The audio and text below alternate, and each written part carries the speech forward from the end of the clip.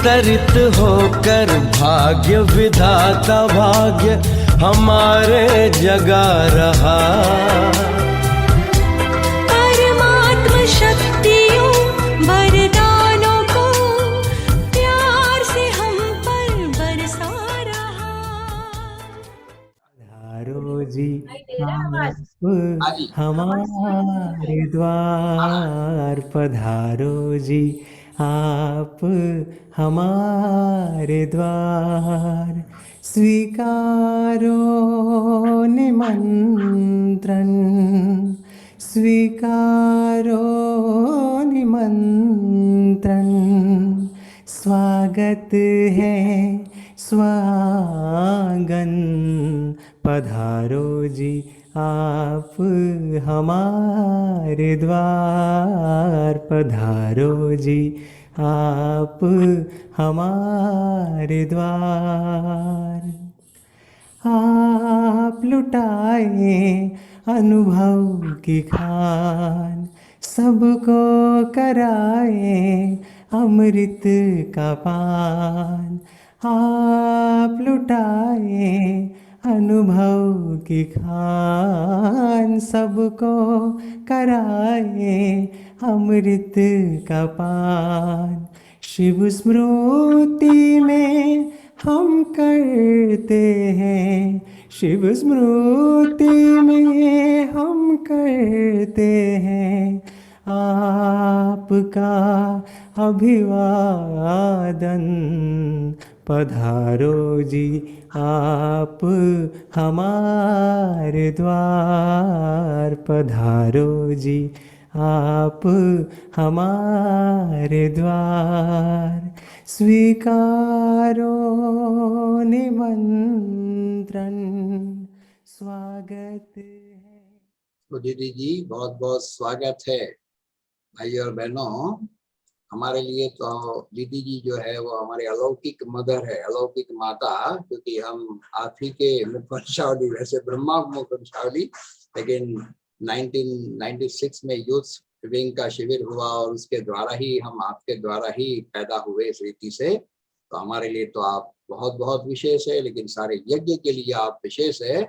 एक जमाना था जिस वक्त दादी मनोहर इंदिरा जी यज्ञ की मनोहर कहानियां हमको सुनाया करती थी और हिस्ट्री सुनना बहुत अच्छा लगता था, लेकिन दादी मनोहर इंदिरा जी के जाने के बाद यज्ञ हिस्ट्री सुनने का वही आनंद अगर लेना हो तो आदरणीय शिलू दीदी के मुख से अगर सुने तो आज वो सुनहरा सुअवसर हमें प्राप्त हुआ है। तो दीदी जी ज्यादा वक्त न लेते हुए मैं चाहूंगा हम आपसे सुने। तो दीदी आप पहले शुरू करें। ओम शांति। मेरी आवाज सुनाई दे रही है? जी बिल्कुल ठीक है आवाज? हाँ बिल्कुल बुलंद है, फर्स्ट क्लास। Okay okay. ओम शांति। बहुत खुशी हुई आज आप सभी से मिलकर। मुझे बताया गया कि बहुत सारे भाई बहने नए भी जुड़े हैं जिन्होंने अभी अभी कोर्स किया है और बहुत ही उमंग उत्साह में है। सबने शिव बाबा को पहचाना है, ब्रह्मा बाबा को भी पहचाना है और कैसे ये ईश्वरीय कार्य स्वयं भगवान कर रहे हैं उसकी भी टेस्ट ले रहे हैं। जैसे मैं बता रही थी कि बहुत सारे भाई बहने आपके यहाँ जिन्होंने अभी अभी कोर्स संपन्न किया है और बहुत उमंग उत्साह से बाबा को पहचाना है, निश्चय किया है कि स्वयं परमात्मा का यह कार्य चल रहा है। तो आप देख रहे हो इस समय भी कितना नाजुक होता जा रहा है। दिन प्रतिदिन परिस्थितियां बिगड़ती जा रही है। चारों ओर दुख, अशांति, हाहाकार, बेचैनी, अनेक प्रकार की समस्याएं, मृत्यु का शोक, न जाने क्या क्या इस कलयुगी दुनिया में हम सुनते रहते हैं और हम जानते हैं कि ये घोर कलयुग है। लेकिन हमारी दुनिया ऐसे नहीं थी। हमारी दुनिया तो बहुत सुंदर थी। परमात्मा ने जो सृष्टि पर स्वर्ग बनाया था, जो सतयुग कहलाता था, वो तो बहुत सुखमय था। लेकिन जैसे हम जानते हैं, समय अंतराल हर एक चीज परिवर्तित होती रहती है। मनुष्य की भी जैसे आयु बढ़ती जाती है, तो मृत्यु के निकट पहुंचता जाता है। बुढ़ापा आते ही अंग सब शिथिल हो जाते हैं, बहुत सारी समस्याएं आती है। तो इस संसार का भी इसी समय ऐसा ही हाल है। लेकिन बाबा कहते हैं कि ये बहुत समय से नहीं चलेगा। बाबा ये नहीं देख सकते हैं कि मेरे बच्चे इतने दुखी हो, इतने अशांत हो, इतने परेशान हो, इतने बेचैन हो। तो अब शिव बाबा ने आकर ये ईश्वरीय विश्वविद्यालय कहो या एक यज्ञ कहो रचा है। केवल ये विश्वविद्यालय ही नहीं है, लेकिन ये यज्ञ भी है, जिसका गीता में वर्णन है। राजस्व अश्वमेध अविनाशी रुद्र गीता ज्ञान यज्ञ है। जिस यज्ञ को परमात्मा शिव ने स्वयं रचा है। परमात्मा शिव जो हम सर्व आत्माओं के परम पिता हैं, अब वो आ चुके हैं। पिछले 85 वर्ष से शिव बाबा का कार्य शुरू हो चुका है और अभी तो लगभग समाप्ति पर है। और शिव बाबा ने तो बहुत हमें पहले से ही अवगत करा लिया है कि कलयुग के अंत में क्या क्या होगा। और वो दृश्य हम थोड़े बहुत देख रहे हैं। और दिन प्रतिदिन तो बाबा कहते हैं दुखों के तो पहाड़ गिरने वाले हैं। अभी तो फिर भी यहाँ वहाँ कुछ मृत्यु सुन रहे हैं, लेकिन आगे चल के तो बाबा कहते हैं होलसेल भी मौत होगा। और अंत में तो सब आत्माओं को वापस अपने घर जाना है, क्योंकि फिर नया चक्र आरंभ होना है। लेकिन उस पुराने चक्र और नए चक्र के बीच के इस संगम युग पर शिव बाबा अपना कार्य कर रहे हैं, सतयुगी दुनिया की स्थापना करने का। तो हम ये बहुत ही नशे से कह रहे हैं, बहुत ही निश्चय से कह रहे हैं कि शिव परमात्मा जो हम सर्व आत्माओं का परम पिता है, उन्होंने यह कार्य आरंभ कर लिया है नई दुनिया की स्थापना के लिए। और हम बच्चों को कहते हैं कि अगर उस नई दुनिया में चलना है तो अपने जीवन को पवित्र और योगी बनाओ।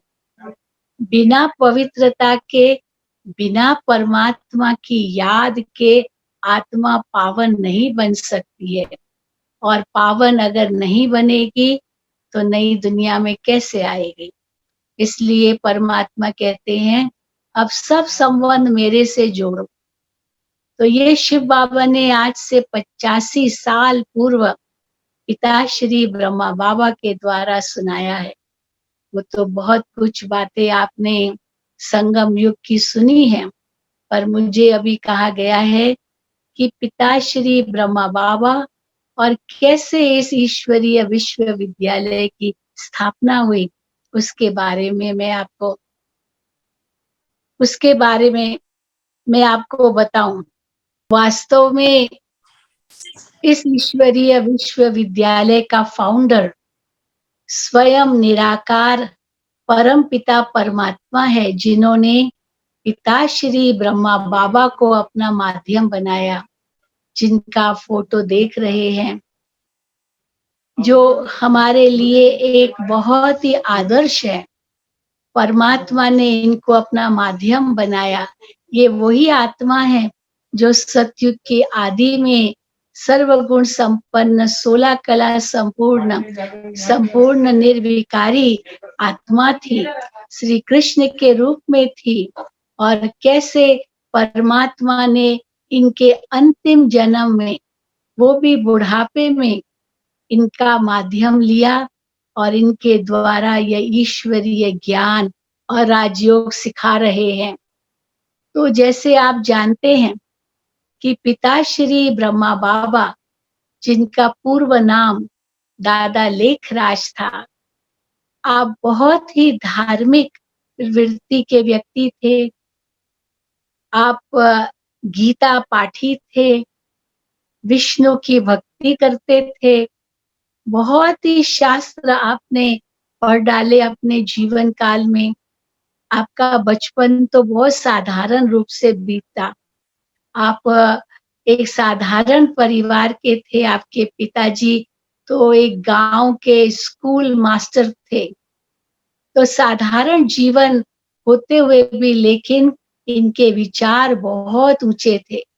इनको कुछ करना था अपने जीवन में, लेकिन क्या करे वो उनको उस समय समझ में नहीं आया। बहुत सारे जीवन काल में शास्त्र पढ़ डाले, अनेक गुरु किए, मन में बहुत सारे प्रश्न थे। मैं कौन हूँ? मैं कहाँ से आया हूँ? मैं क्यों इस संसार में आया हूँ? आखिर मानव जीवन का लक्ष्य क्या है? भगवान कौन है? वो कहाँ है? मैं उनसे कैसे मिल सकता हूँ?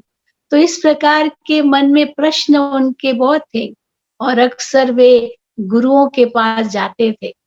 गुरुओं से पूछते रहते थे ये सारे प्रश्न, लेकिन कभी भी उनको संतोषजनक जवाब नहीं मिला। अपने जीवन काल में आपने 12 गुरु किए, क्योंकि सत्यता की खोज थी और इसी खोज में वो उन्होंने अपनी बिजनेस भी बहुत आगे बढ़ाई, बहुत बड़े जौहरी बने। आपका संबंध राजाओं महाराजाओं के साथ था, क्योंकि आपका जन्म 1876 में हुआ था। और कैसे आपने अपने ही जीवन काल में इतने ऊंचे स्थान पर पहुंच करके परमात्मा की खोज आपने शुरू की, इसीलिए एक बहुत सफल व्यापारी बने। तो जितनी ही सफलता उनको व्यापार में मिली, क्योंकि जौहरी थे, राजाओं महाराजाओं से उठना बैठना था, क्योंकि जवाहरात कौन खरीदेंगे, हीरे कौन खरीदेंगे? राजा महाराजा लोग खरीदते थे या तो अंग्रेज खरीदते थे उस समय, क्योंकि भारत अंग्रेजों के अधीन था। तो वही उनके ग्राहक थे। कलकत्ता में इनका बहुत बड़ा शोरूम था और अक्सर वे उनकी ही बिजनेस में लगे रहते थे। तो धनी भी थे, लेकिन जितने ही धनी थे उतने ही बहुत बड़े भक्त थे। आप बहुत यात्राएं करते थे, क्योंकि राजाओं महाराजाओं से मिलने जाना होता था, लेकिन ट्रेन में सफर करते थे, क्योंकि बाबा मानते थे simple living and high thinking, यही उनकी महानता थी। और अगर रात को भी उनको ट्रेन में रहना पड़ता था, तो सवेरे ट्रेन में जल्दी उठकर नहा धोकर पहले गीता का पाठ करते थे। गीता के पाठ के बिना वो अपना कार्य आरंभ नहीं करते थे। चाहे घर में भी हो तो भी सत्संग के रूप में अपने परिवार को बिठा करके गीता का पाठ करते थे। तो जितने ही धनी थे उतने ही बड़े भक्त थे और उतने ही बड़े दानी थे। इतने बड़े दानी थे कि उनके द्वार पर जो भी आता था वो हाथ खाली नहीं जाता था। यहाँ तक कि उस समय गरीब परिवार के लोग भी आते थे और कहते थे मेरी बेटी की शादी करनी है, उनके लिए दहेज के लिए धन चाहिए, तो वो भी बाबा उनको दे देते थे। इतने आप बाबा उदार दिल थे। तो समाज में आपका बहुत नाम था, दानी के रूप में, धनी के रूप में, और फिर इनका इतना ही नाम वाला था। तो हम देखते हैं कि उस समय की जो परिस्थितियां थी वो बहुत ही विकट परिस्थितियां थी, लेकिन बाबा उनकी परवाह न करके भी आगे बढ़ते रहे। और कैसे एक दिन बाबा को एक बहुत सुंदर दिव्य साक्षात्कार हुआ। बाबा ने विष्णु चतुर्भुज का साक्षात्कार किया। ये 1936 की बात है, जब उनकी आयु लगभग 60 वर्ष की हो चुकी थी। उस समय बाबा वैसे भी विष्णु के भक्त थे और विष्णु का ही ध्यान करते थे। तो एक दिन उनको विष्णु चतुर्भुज का साक्षात्कार हुआ। बहुत सुंदर साक्षात्कार हुआ। विष्णु के भिन्न भिन्न रूप उनके सामने आए और एक एक रूप ने उनको यही वरदान दिया, अहम चतुर्भुज तत्त्वम, मैं विष्णु चतुर्भुज हूँ, तुम भी मेरे समान हो। अब बाबा ने जब ये विष्णु के महावाक्य सुने, तो बाबा जब ध्यान से नीचे उतरे तो उनको बड़ा आश्चर्य हुआ। यही सोचा, मैं विष्णु के समान कैसे हूँ? ऐसे कैसे मुझे विष्णु ने कह दिया कि तुम मेरे समान हो, अहम चतुर्भुज तत्त्वम। मैं तो इनके समान नहीं हूँ, मैं तो इनका भक्त हूँ, मैं तो इनका दास हूँ, मैं तो इनका सेवक हूँ, तो मैं इन जैसे कैसे हूँ? तो ये प्रश्न पूछने के लिए आप अनेक गुरुओं के पास गए, लेकिन उनका जो उस समय का गुरु था, उस गुरु से विशेष उन्होंने पूछा कि विष्णु ने कैसे मुझे ये वरदान दिया कि तुम मेरे जैसे हो, मैं उन जैसे कैसे हूँ? आप मुझे इस साक्षात्कार का अर्थ बताइए। तो अब गुरु ने को भी जितनी समझ थी, उसी अनुसार गुरु ने उनको कहा कि हो सकता है भगवान को आपसे कुछ महान कार्य करवाना है, इसलिए आपको विष्णु भगवान ने यही कहा तुम मेरे जैसे हो। क्योंकि जैसे भगवान का कार्य कितना ऊंचा है, आपको भी उनका कार्य ऊंचा करना है, तो आपको ये वरदान दे दिया कि आप मेरे समान हो। तो बाबा को ख्याल आया कि मैं इन जैसा तो हूं नहीं, परंतु भगवान का कौन सा ऐसा कार्य है जो मुझे भगवान देना चाहते हैं या देंगे, मुझे वो भी तो पता चले। मैं कौन सा कार्य करूं, क्या करना है मुझे, जो भगवान हमको संकेत दे रहे हैं। तो गुरु ने उनको एक राय दी, आप उसके लिए एकांतवास में चले जाओ।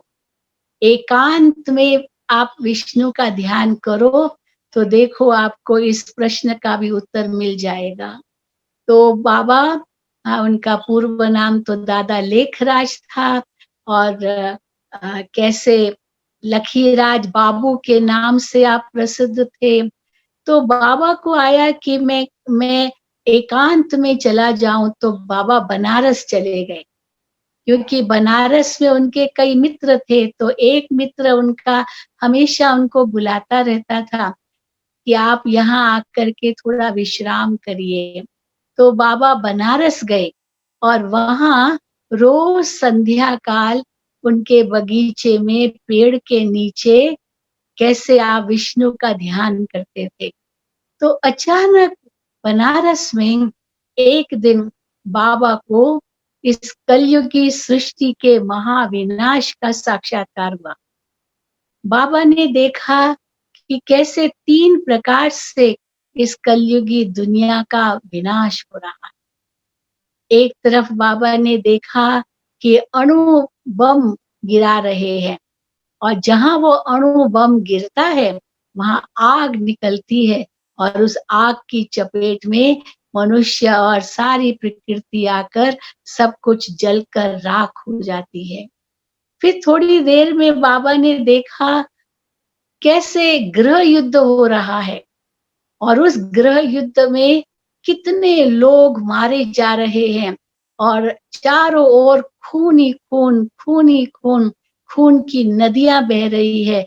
ऐसे बाबा ने देखा, लोग त्राही त्राही कर रहे हैं, रो रहे हैं, चिल्ला रहे हैं, एक दो को मार रहे हैं, बंदूकें चल रही है, तलवारें चल रही है उस गृह युद्ध में।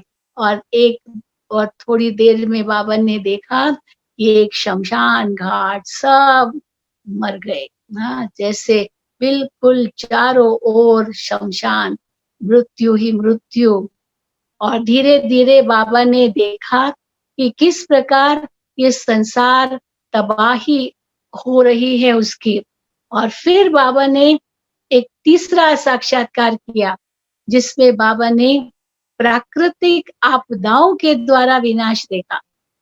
एक और बाढ़ आ गई, जहां पर पानी ही पानी, एकदम प्रलय जैसी स्थिति हुई। फिर कहीं भूकंप आ गया और कैसे मकान, बड़े-बड़ी इमारतें कैसे धराशायी हो गई। तो कहाँ प्राकृतिक आपदाओं ने कहर मचाई। तो एक और अणु युद्ध, दूसरी ओर गृह युद्ध और तीसरी ओर प्राकृतिक आपदाएं। और धीरे धीरे बाबा ने देखा कि ये संसार एकदम सर्वनाश हो गया, सब कुछ नष्ट हो गया। तो बाबा को तो रोना आ गया कि मैं क्या देख रहा हूँ, ये दुनिया ऐसे ही खत्म हो जाएगी। फिर हे भगवान, ये दुनिया आपने बनाई क्यों? अगर ऐसे खत्म ही होनी थी तो बनाई क्यों? बस ये प्रश्न मन में उत्पन्न होने लगा। तो बाबा को बहुत वैराग आ गया, बहुत वैराग आ गया। फिर जैसे भगवान से बातें करे तो हे भगवान, मुझे क्या करना है वो भी तो हमें बताएं। अगर ये दुनिया खत्म ही हो जाने वाली है तो मुझे क्या करना है वो भी हमें बताएं। तो उसके बाद बाबा को एक बहुत सुंदर सतयुगी दुनिया का साक्षात्कार हुआ, जिसमें बाबा ने देखा प्रकृति इतना सुंदरतम स्वरूप दिखा रही है, चारों ओर हरियाली ही हरियाली। और उस हरियाली के बीच में कैसे छोटे छोटे छोटे सितारे धरती पर उतर रहे हैं और एक एक सितारा एक एक देवी देवता का रूप धारण करता जा रहा है। और देखते ही देखते बाबा ने देखा कि चारों ओर इतना सुंदर संसार बन गया है। और उसी समय बाबा को एक आकाशवाणी हुई। आकाशवाणी में क्या आवाज बाबा को सुनाई दी? लखीराज, उठो, उठो, जागो। इस कलयुगी सृष्टि के महाविनाश के बाद ऐसी सतयुगी सृष्टि आने वाली है और ये सृष्टि तुमको बनानी है। ये सृष्टि, सतयुगी सृष्टि तुमको बनानी है, तुमको बनानी है। बाबा के कानों में ये आवाज, ये शब्द गूंजने लगे। तो बाबा ने सोचा, मुझे बनानी है ऐसी सुंदर सृष्टि, मैं कैसे बनाऊंगा? मेरे पास ऐसी क्या शक्ति है जो मैं सारे संसार को बदलकर ऐसी सतयुगी सृष्टि बनाऊं? तो हे भगवान, आप मुझे कुछ और बताइए, मुझे उसके लिए क्या करना होगा? तो परंतु उनको आगे कुछ समझ में नहीं आया, पर ये जरूर उनको बुद्धि में आया कि अब मुझे ये जो मेरा इतना बड़ा व्यापार है, बिजनेस है, अंग्रेजों के साथ, राजाओं महाराजाओं के साथ जो उठना बैठना है, इस सारे बात इनको समेटना होगा और मुझे परमात्मा की लगन में मगन रहना होगा। तब हमें जवाब मिलेगा कि मुझे ईश्वर का कौन सा कार्य करना है। तो उसके लिए बाबा बनारस से कलकत्ता गए, क्योंकि कलकत्ता में बाबा की बहुत बड़ी दुकान थी। बाबा रहते तो हैदराबाद सिंध में थे, तब हैदराबाद सिंध ये भारत का हिस्सा था, क्योंकि 1936 की ये बात है। तो बाबा कलकत्ता गए बनारस से, और कलकत्ता में जो उनकी दुकान थी, बहुत बड़ा शोरूम था, वहां उनके पार्टनर रहते थे। अपने पार्टनर को सब कुछ बता दिया कि ये भगवान मुझसे सच्चे हीरों का व्यापार कराना चाहते हैं, इसलिए ये झूठे हीरे, हाँ वास्तव में वो भी हीरे ही थे, लेकिन बाबा को वो हीरे पत्थर दिखाई देने लगे। ऐसे लगा ये हीरे नहीं है, ये पत्थर है। तो बाबा ने कहा, ऐसे झूठे हीरों का मैं व्यापार नहीं कर सकता। भगवान हमें सच्चे रत्न दे रहे हैं, मैं उनका ही व्यापार करूंगा जो भगवान हमें कार्य देंगे। तो अपने पार्टनर से समझौता करके आप बिजनेस को वाइंड अप किया और जो अपना हिस्सा था वो लेकर के बाबा वापस हैदराबाद सिंध चले गए, क्योंकि बाबा के लौकिक परिवार में उनके 5 बच्चे थे। तो 5 बच्चे, 3 बेटियां, 2 बेटे, फिर पोते, दोते, बड़ा परिवार था। 6 बच्चे 60 साल की उनकी उम्र थी। तो वैसे ही परिवार बड़ा था, जिम्मेदारियां भी बहुत थी। तो जैसे बाबा वापस गए हैदराबाद सिंध, तो उस परिवार ने देखा कि बाबा तो बिल्कुल बदल गए हैं। बाबा तो बिल्कुल ही बदल गए हैं। ये क्या हो गया है बाबा को? कैसे बिल्कुल सफेद वस्त्र पहनने लगे और एकदम धोती कुर्ता, बिल्कुल सिंपल और एकांत में रहने लगे। तो बाबा ने अपने घर वालों को कहा कि अ, हमें आप छोड़ दो, भगवान हमें कुछ मार्गदर्शन दे रहा है। तो कैसे उसके बाद फिर बाबा को अनुभव हुआ कि अब मुझे कुछ करना ज़रूर है। तो वो ध्यान में बैठे रहते थे विष्णु के। अचानक एक दिन क्या हुआ, बाबा को शिव बाबा का साक्षात्कार हुआ, एक ज्योति का साक्षात्कार हुआ, बहुत सुंदर दिव्य ज्योति का साक्षात्कार हुआ।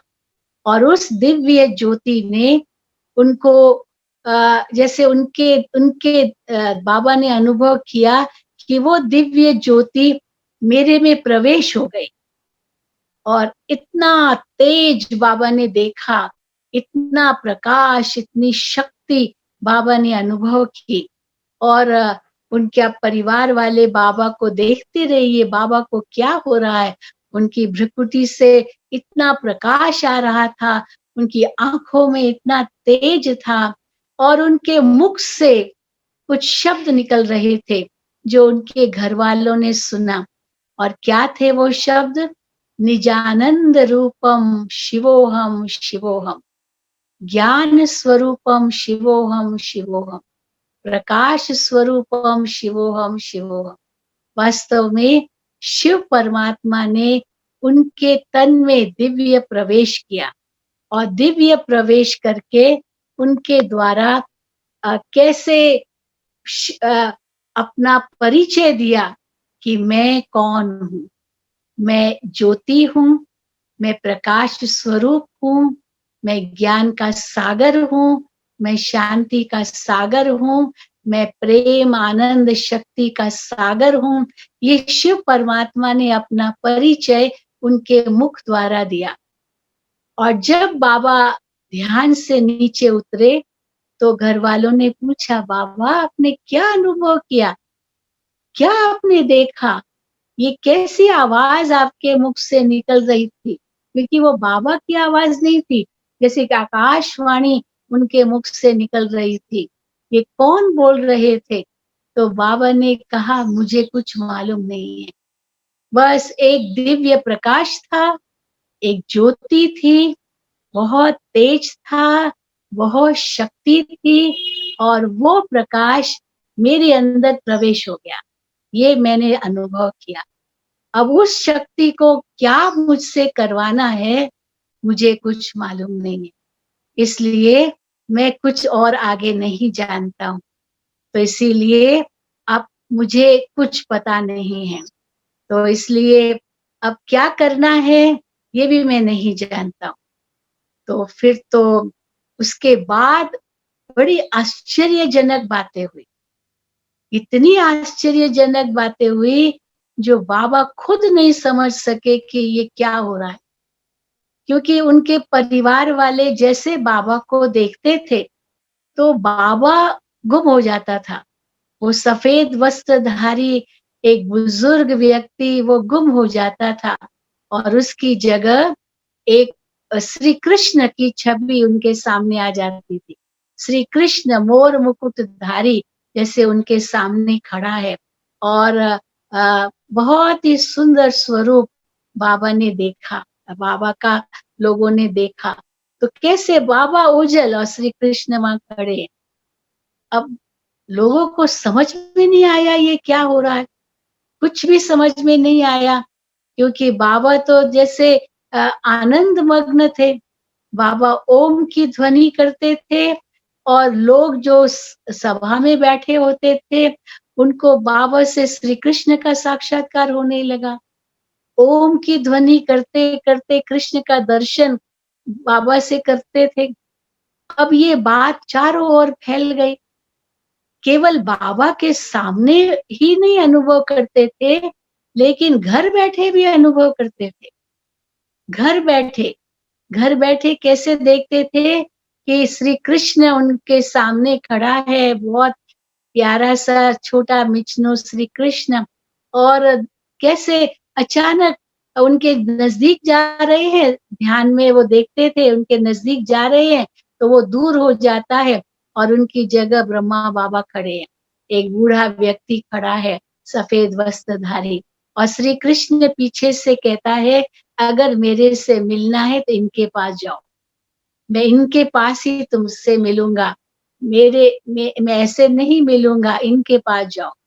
अब कौन है ये तो बाबा, ये जानते नहीं थे, कोई नहीं जानते थे, कोई होंगे। और जैसे जैसे पता चलता गया वो आते गए बाबा के पास और शिव बाबा इनके तन द्वारा ज्ञान सुनाने लगे और बाबा का सत्संग होने लगा और सत्संग होने लगा। और फिर अब अनेक बहनें आई। ये भी एक विचित्र बात थी कि अनेक बहनें आई बाबा के सामने, क्योंकि बहनों को बहुत साक्षात्कार हुए, नारी शक्ति की जागृति हो गई, नारियों ने ये विशेष ये ज्ञान को पहचाना। तो जैसे ही वो आने लगी, उन्होंने बाबा का सत्संग सुना तो बाबा से बहुत आकर्षण उनको मिला, क्योंकि कृष्ण का दर्शन करते थे। इनमें से मुख्य मुख्य जो बहनें थी उनमें एक थी राधे, जो हमारी जगदम्बा सरस्वती है, ओम राधे भी उनको कहते थे। तो बाबा के पास आई, उनके लौकिक पिता ने देह त्यागा था और वैसे उनके पिता भी बहुत धनी थे, अमृतसर में रहते थे और जवाहरात का धंधा करते थे, लेकिन उनको बहुत घाटा पड़ा, इतना घाटा पड़ा जो एकदम दिवाला निकाल दिया। और जैसे दिवाला निकला तो उनको तो हार्ट अटैक आ गया, हार्ट फेल हो गए और उनकी मृत्यु हो गई। तो पूरा पूरा परिवार जैसे गरीब हो गया। पिता के मृत्यु के बाद इनका भाई भी था, वो भाई भी गुजर गया और बस माँ और बेटी ये दो ही रहे। तो इनकी लौकिक माताजी बहुत ही दुखी हुई, बहुत रोती थी, क्योंकि सब कुछ खत्म हो गया। तो अमृतसर से इनके भाई ने उनको हैदराबाद सिंध बुलाया और वहाँ अपने भाई के पास रहने लगी। तो वहाँ पर किसने उनको कहा कि आप दादा लेखराज के पास जाओ, उनके पास जाएंगे तो आपको श्री कृष्ण के दर्शन होंगे और आपकी माताजी को शांति मिलेगी। तो राधे अपनी माँ को बाबा के पास ले गई और जैसे बाबा के पास ले गई, बाबा को देखा इनकी माँ ने, तुरंत बाबा से श्री कृष्ण का साक्षात्कार होने लगा। इतना सुंदर साक्षात्कार किया जो एकदम रोती रोती आई और एकदम हंसने लगी श्री कृष्ण को देख करके। लोग आश्चर्य खाने लगे, इतना हंस रही, अभी अभी तो रो रही थी, परंतु उन्होंने श्री कृष्ण का साक्षात्कार किया बाबा से। तो फिर तो बस क्योंकि वैसे ही गरीब हो गए थे तो बाबा ने उनको अपने पास रख लिया, क्योंकि बाबा तो बहुतों की पालना भी करते थे। तो बाबा के घर में रहने लगी और बहुत योगिन आत्मा थी राधे, बहुत बाबा के प्रति इतनी भावना थी जो बात मत पूछे। तो बाबा के पास समर्पित हो गई। इसी प्रकार आप देखेंगे दादी प्रकाश मणि जिनका पूर्व नाम रमा था, आप भी स्कूल में पढ़ती थी, ये सब स्कूल में पढ़ने वाली बहनें थी। राधे भी स्कूल में पढ़ती थी, 16 साल की थी। और दादी प्रकाशमणि जिनका लौकिक नाम रमा था, वो 14 साल की थी, वो भी स्कूल में पढ़ती थी। और कैसे एक दिन उनको घर में सवेरे-सवेरे श्री कृष्ण का साक्षात्कार हुआ और श्री कृष्ण के पास जाने लगी तो बाबा सामने आ गए और कृष्ण ने इनको कहा मेरे से मिलना है तो पहले इनके पास जाओ, बाबा के पास जाओ। परंतु बाबा को जानती नहीं थी, तो कोई भी ऐसे जानते नहीं थे, लेकिन साक्षात्कार के बल से सब बाबा के पास आने लगे। तो जैसे राधे आई, वैसे दादी प्रकाशमणि यानी रमा भी आई। तो इस प्रकार हम देखें कि एक क्रांति हो गई। इतनी सारी कुमारियां, माताएं, बहनें, उनको साक्षात्कार हुए और वो बाबा के पास आती गई और कैसे समर्पित होती गई, धक से स्वाहा होती गई और बाबा का एक सुंदर अलौकिक परिवार बन गया। अब ये भगवान की करामात थी, क्योंकि एक क्रांति हो गई। एक तरफ क्रांति हुई साक्षात्कारों की, ऐसी क्रांति हुई कि ये इतनी बड़ी न्यूज़ बन गई कि एक दादा लेखराज है भारत में, हैदराबाद सिंध में, उनके पास एक जादू है, एक चमत्कारिक शक्ति है। उनके पास जो भी जाता है, उनसे श्री कृष्ण के दर्शन होते हैं। ऐसे ऐसे लोगों के अंदर ये आवाज फैल गया।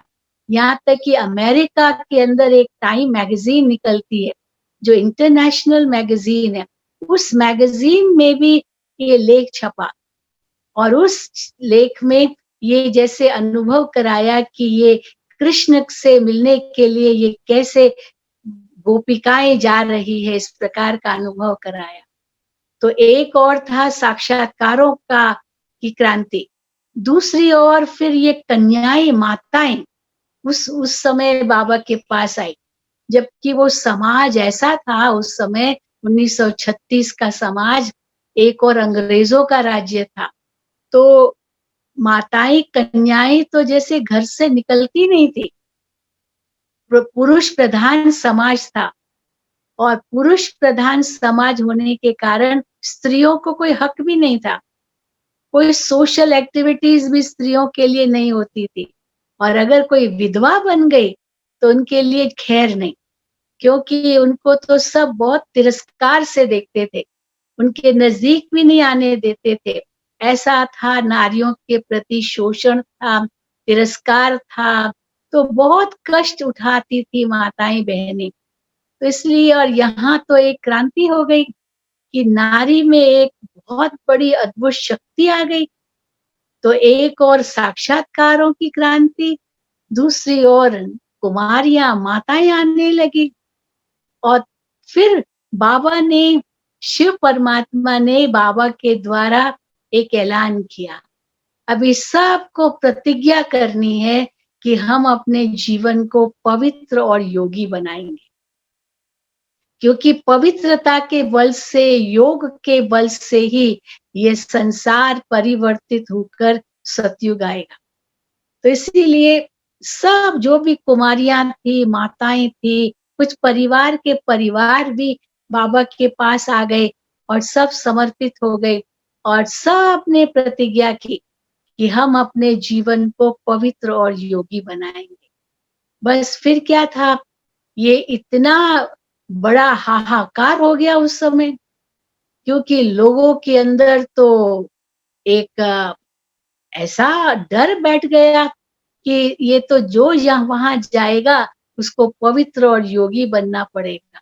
और जो कुमारियां, माताएं आती थी सत्संग करने के लिए या साक्षात्कार उनको होता था या वो समर्पित भी हुई थी, उन्होंने तो प्रतिज्ञा कर ली।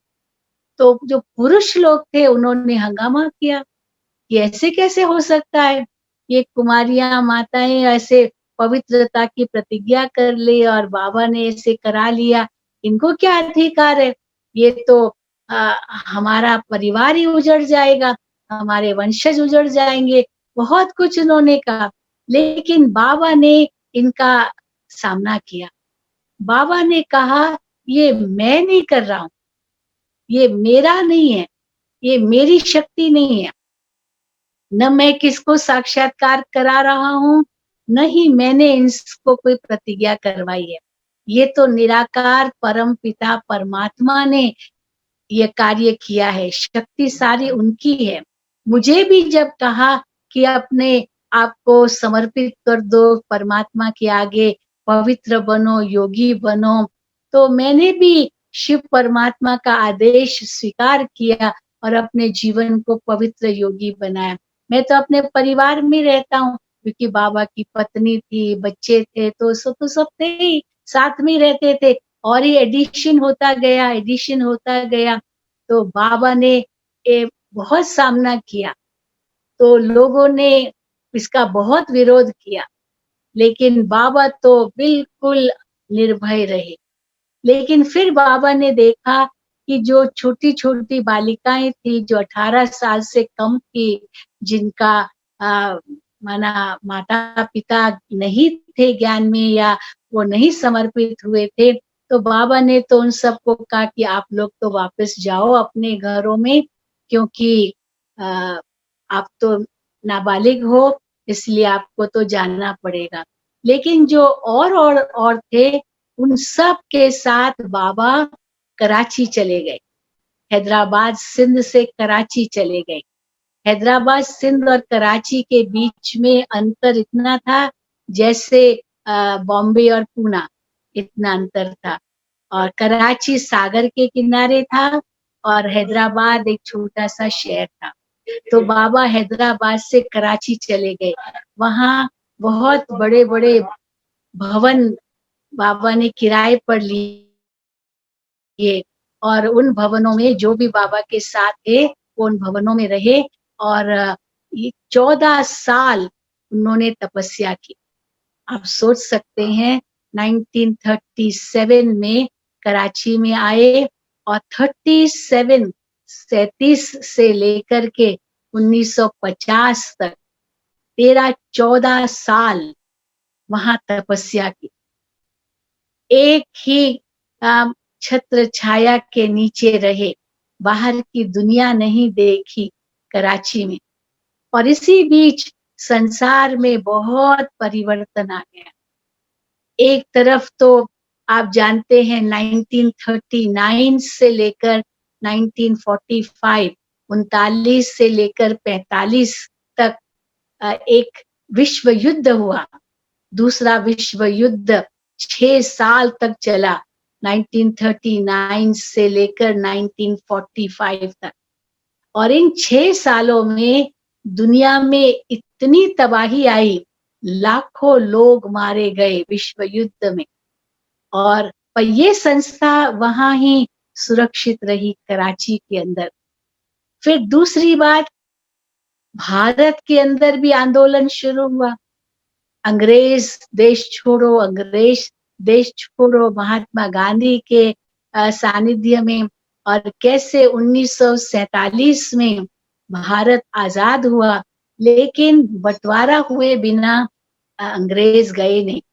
तो बंटवारा करके गए देश का और हिंदुस्तान पाकिस्तान अलग हो गया। और कराची क्योंकि सिंध में है, वो पाकिस्तान का हिस्सा बन गया। तो ये संस्था पाकिस्तान में ही रही। लेकिन शिव बाबा का इनको आदेश मिलता रहा कि आप यहाँ ही रहो जब तक आपको आदेश आगे का न मिले। तो बहुत आतंक फैलाने वाले आते थे, लेकिन बाबा की शक्ति से कोई भी कुछ कर नहीं सका। उस समय तो जैसे हिंदुस्तान में सिविल वॉर हो गई, भारत के अंदर चारों ओर सिविल वॉर हुई, रक्त की नदियां बही। आप जानते होंगे इतिहास का, आपको पता होगा कि 1947 में कैसे रक्त की नदियां बही और बहुत लोग मारे गए। तो इसीलिए भारत का ये हाल हुआ उस समय। लेकिन बाबा के बच्चे सुरक्षित थे। तो करीब 385 भाई बहनें एक ही कैंपस में रह करके शिव बाबा के सानिध्य में सुरक्षित रहे। और मम्मा जिनका नाम राधे था, वो तो इतनी ज्ञान योग में आगे बढ़ गई, जो बाबा ने उनको नाम दिया जगदम्बा सरस्वती। तो जगदम्बा सरस्वती और ब्रह्मा बाबा, ये अलौकिक माता पिता के रूप में सब बच्चों की पालना करने लगे। और फिर 1950 में जब भारत गणतंत्र बना, तब शिव परमात्मा का आदेश मिला कि अभी भारत में जाओ। भारत ही विश्व का गुरु बनना है, भारत ही स्वर्ग बनना है, भारत में ही फिर से सुख शांति साम्राज्य संसार का ये पूरा सर्वोच्च लीडर बनना है भारत को, इसलिए आपको भारत में जाना है। और कहाँ जाना है वो भी शिव परमात्मा ने संकेत दिया कि आपको एक पहाड़ पर जाना है, क्योंकि कराची में रहते थे। कराची तो सागर के किनारे, जैसे मुंबई है सागर का किनारा, तो इसी प्रकार कराची में रहते थे। तो बाबा ने उनको आदेश दिया कि पहाड़ पर जाओ। तो माउंट आबू का पहाड़ उन्होंने चुना। जो माउंट आबू कैसे उस समय राजाओं का स्थान था, राजाएं महाराजाएं जो गुजरात में राजस्थान में रहते थे, वो गर्मी के दिनों में आबू आते थे। उस समय तो ये सब एक ही था, गुजरात और राजस्थान इस प्रकार अलग तो था ही नहीं। तो वो आबू आते थे। यहाँ आबू में बहुत सारे महल है, जो राजाओं महाराजाओं के महल है, और गर्मी के दिनों में वो आबू में रहते थे।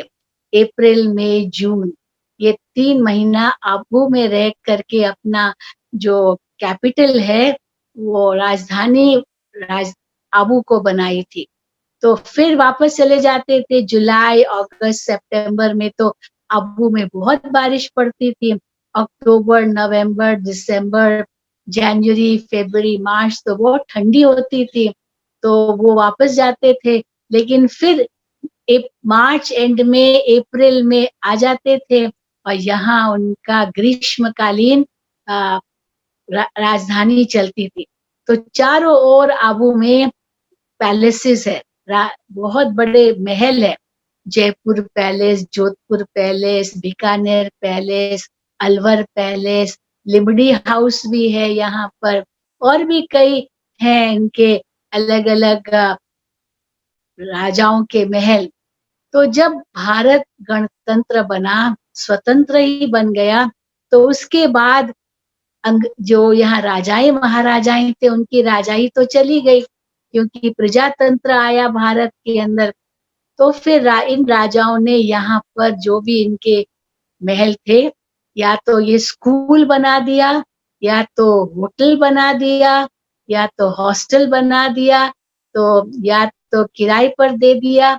ये चारों ओर माउंट आबू में हुआ। तो अभी भी आप माउंट आबू में देखेंगे, ये जितने भी महल है, वो या तो होटल है, या तो हॉस्टल है, या तो स्कूल है। बहुत अच्छे अच्छे स्कूल है यहाँ पर, दूर दूर से बच्चे पढ़ने यहाँ आते हैं।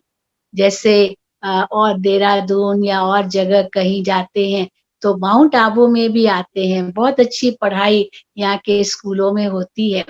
तो इसीलिए माउंट आबू ये चुना। तो कैसे आए, कराची से यहाँ आना हुआ।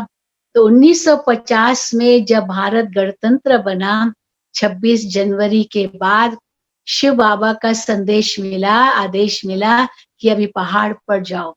तो ये माउंट आबू पहाड़ उन्होंने चुना, और वहाँ सरकार ने, कराची जो सिंध की सरकार थी, उनका चीफ मिनिस्टर था, वो बाबा के अति प्यारे मित्र थे, बहुत अच्छे दोस्त थे। तो उन्होंने कहा कि हम आपको एक जहाज देंगे, तो शिप देंगे, आप अपना सारा सामान उस शिप में ले जाओ।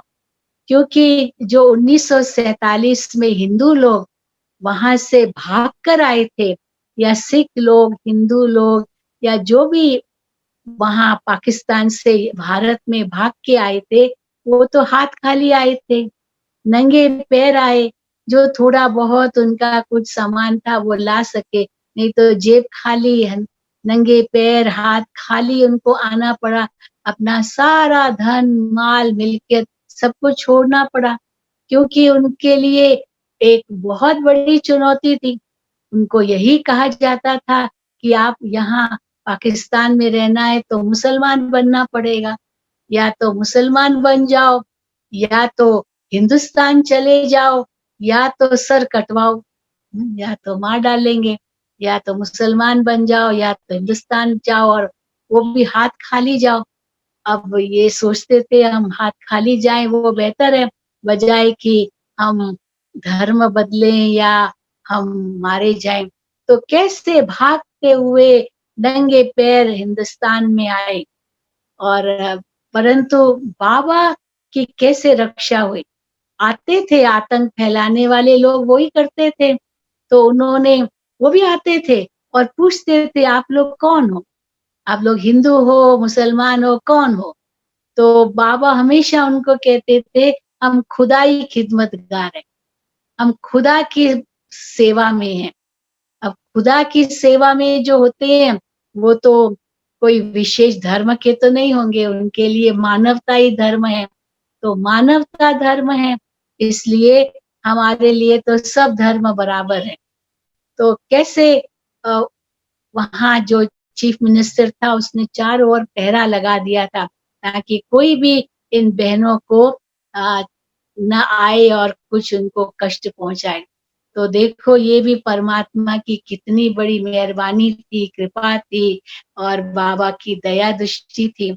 तो 1950 में वहाँ जो शिप उनको मिला चीफ मिनिस्टर के द्वारा, उसमें सब कुछ सामान ले आए, कुछ भी नहीं छोड़ा, क्योंकि शिव बाबा ने उनको आदेश दे दिया था अभी भारत में ही आपको सेवा करनी है और भारत से ही सारे विश्व की सेवा करनी है और सबको ये संदेश देना है कि परमात्मा का कार्य गुप्त रूप में चल रहा है। तो पहले तो 14 साल इनको तपस्या कराई, इतनी तपस्या की जो दुनिया का मुंह नहीं देखा। तो चारों ओर से जैसे बिल्कुल अलग कर दिया और ये तपस्वी आत्माएं बन गई। फिर सब कुछ सामान ले आए, एक सुई भी वहां नहीं छोड़ी उन्होंने, यहाँ तक उनको कहा गया भले सब कुछ ले जाओ। तो देखो कितना परमात्मा की उनको रक्षा मिली। तो जहाज में कहाँ आए, ओखा, ओखा बंदरगाह पर आए सौराष्ट्र में, और ओखा से एक ट्रेन आती थी जो आबू रोड आती थी, पोरबंदर से आती थी और वो कैसे ओखा होते हुए आबू रोड आती थी। तो उस ट्रेन में आए, सारा सामान लेकर के आए और आबू रोड से माउंट आबू 25 किलोमीटर है ऊपर, तो चढ़ाई है, करीब 4000 फीट की ऊंचाई पर है। तो वहां से कैसे ऊपर आए और यहाँ पर भरतपुर राजा की कोठी ली, वो किराए पर ली भरतपुर राजा। तो क्योंकि राजाएं तो सब राजाई छूट गई उनकी, तो उन्होंने किराए पर दे दिया। तो बहुत अच्छा स्थान था जहाँ वो रहे, करीब 5 साल रहे वहां, 1950 से लेकर के 1955 तक। और उसी बीच 1952 में अब कैसे परिवर्तन हुआ, जो भाई बहनें समर्पित हुए थे उनके रिश्तेदारों को, जो वो भारत में आ गए थे रिश्तेदार, उनको पता चल गया कि हमारे जो भाई बहनें समर्पित हुए हैं वो आबू में आए हुए हैं। तो उनको निमंत्रण भेजा कि आप आकर के जो ज्ञान आप लोगों ने सुना है, समझा है, अनुभव किया है, वो हमको भी आकर के सुनाओ, क्योंकि वैसे ही सब कुछ छोड़ छाड़ करके तो आ ही गए थे हिंदुस्तान में। तो फिर 1952 में कुछ बहनों को बाबा ने भेजा, सबसे पहले दिल्ली में गए, दिल्ली में से उनको ज्ञान दिया, और ज्ञान तो दिया लेकिन उनको इतनी शांति का अनुभव हुआ, उनको ऐसे अनुभव हुआ जैसे कोई फरिश्ता आ गए हैं, कोई देवियां आ गई है, क्योंकि जैसे ही उनको देखते थे ये बहनें भाषण करती थी, तो भाषण जब करती थी तो उनके मुख से जैसे शक्ति निकलती थी, शक्ति का उनको आभास होता था, उनसे साक्षात्कार होता था, देवी का साक्षात्कार, देवी का साक्षात्कार। तो 1952 में दिल्ली में एक आवाज फैल गया कि पहाड़ माउंट आबू, आबू पर्वत के पहाड़ से देवियां आई है, बहुत इनकी योगिन देवियां हैं। तो बहुत लोग आते थे, मंदिरों में निमंत्रण मिलते थे, वहां आकर के भाषण करो, तो बहुत पब्लिक आती थी। फिर जमुना किनारे दिल्ली में वहां भाषण, वहां पर एक सत्संग कराते थे। धीरे धीरे उनका सत्संग बढ़ता गया। तो 1 महीने तक वहां पर रहे दिल्ली में। आखिर कब तक रहेंगे, क्योंकि घर में आए थे। आप लोग कैसे चले जाएंगे, हमारा क्या होगा, हमको इतना अच्छा ज्ञान मिल रहा है, हमको इतनी शांति मिल रही है, आप लोग चले जाएंगे तो कैसे होगा। तो इन्होंने कहा हमको तो जाना है। तो फिर बाबा ने इनको कहा कि आप उन लोगों को कहो जो कहते हैं ना यहीं रुको हमको ज्ञान दो, उनको आप कहो कि अगर आप चाहते हो कि हम रहें तो फिर एक मकान लेकर के दो, वो अलग से मकान में हम रहेंगे और वहां ज्ञान सुनाएंगे। तो उन्होंने कहा कि ये क्या बड़ी बात है मकान लेके देना, तो बहुत सहज है। तो हमारा पहला सेवा केंद्र, क्योंकि कराची तो छोड़ आए थे, पाकिस्तान तो छोड़ दिया था, भारत में आए और पहला जो सेवा केंद्र आबू के अलावा वो दिल्ली में खुला और दिल्ली में बाबा की सेवाएं होती रही। तो इस प्रकार से इस ईश्वरीय विश्वविद्यालय का कार्य आरंभ हुआ और फिर तो बहुत आगे बढ़ा। लेकिन अभी 6 बज रहे हैं, तो अवश्य हम एक बार और सिटिंग करेंगे और आपको और भी अच्छी बातें इस यज्ञ की, बाबा की, मम्मा की, दादी जी की बताएंगे। ठीक है, ओम शांति। ये 2 मिनट बाबा की याद में बैठते हैं, फिर पूरा मुफ्ती के 2 मिनट।